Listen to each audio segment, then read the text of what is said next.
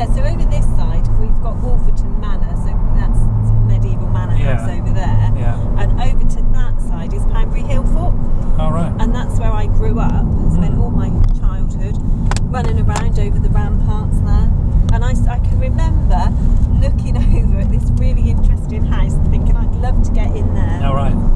It's funny, isn't it, how you sort of, as a child you're drawn to those places. So we're just north of Dorchester now. We're heading for Toller Fratrum this afternoon. We're going straight through the village, yeah? Yeah, straight through Main Newton, and then that turns into Tollerford, and then there's a left turn afterwards to Toller Fratrum. Okay. Here we go. Toller Fratrum. Whoops.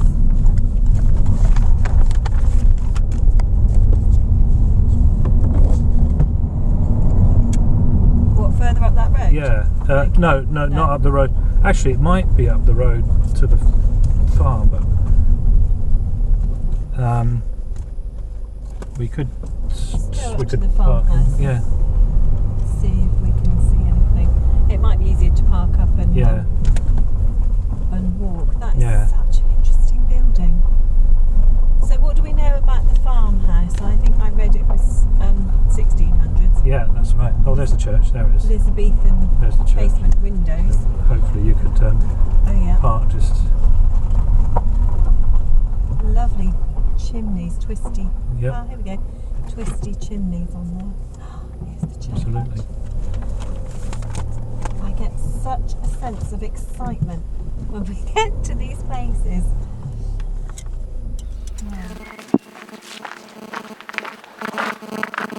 Oh my goodness. Actually, Duncan, we might. Oh, yeah, we can get in. A bit of brute force on the gate. What a dear little church. It's still got its bell and everything. A few graves.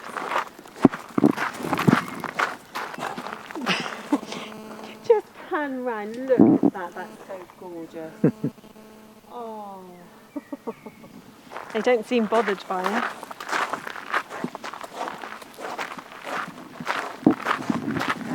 Hello. So this is the Church of St Basil. Hello.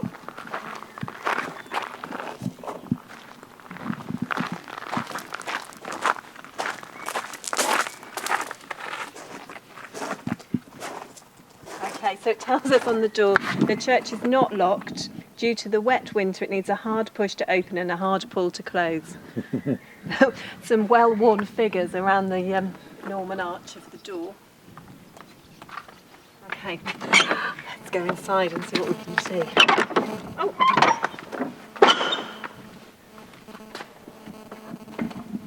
Okay.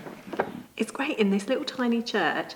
And there's all this information. We've been in so many churches where there's no information at all, and this is fabulous.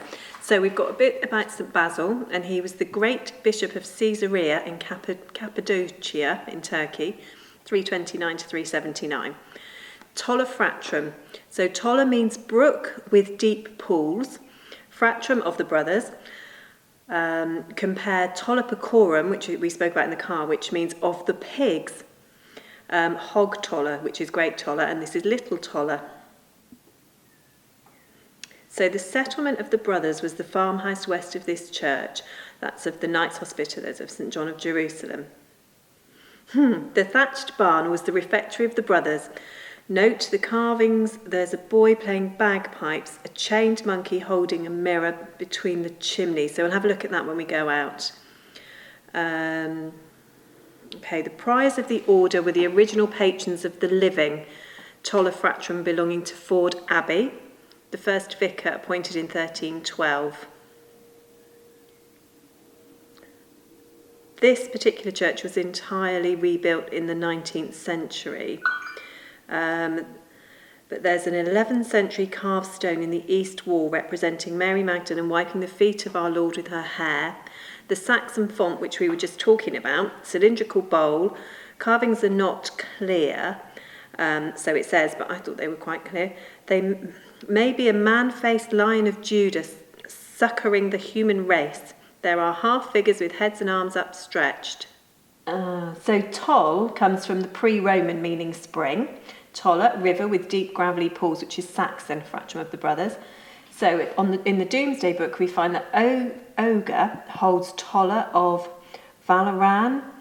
Alwood held it in King Edward's time. It was taxed for 5 hides, land to 4 plays, 2 plays in the domain. And it says again about Ford Abbey. So there's also earthworks and a Bronze Age bowl barrow on the north edge of the parish and the Celtic field system. So there's been people here for millennia. Oh, interesting. So human skeletal remains were found in 1950 beneath the bowl barrow, so it has actually been excavated. And they're in the museum in Dorchester. So it tells us a little bit on this board the possession of the Knights Hospitallers.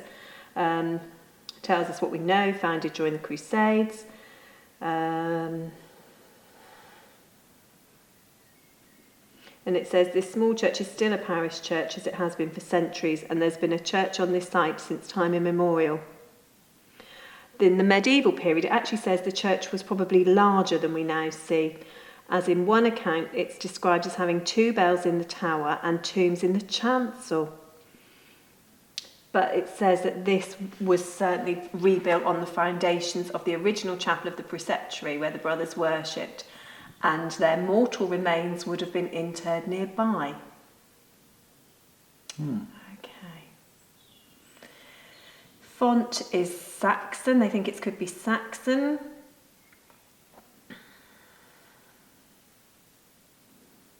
Who's the picture of there and the bearded fellow? Over here.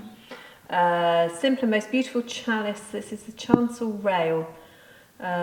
Dedication. Oh, that's just a depiction of St. Basil. All right. St. Basil the Great. This church is one of only 2 ancient such dedications in Britain. A third a newer one in the Midlands. Oh, no, okay. So St. Basil was the patron saint of hospitals. Ah, right. So okay. yeah, we've got that link there. So we need to find this stone sculpture, behind the altar, being Mary Magdalene washing the feet of Christ. Easily. It's quite clear. And we've got, you can see there's her hand holding the feet, Jesus' feet. I'm not sure what this is here. This looks like the site of the refectory.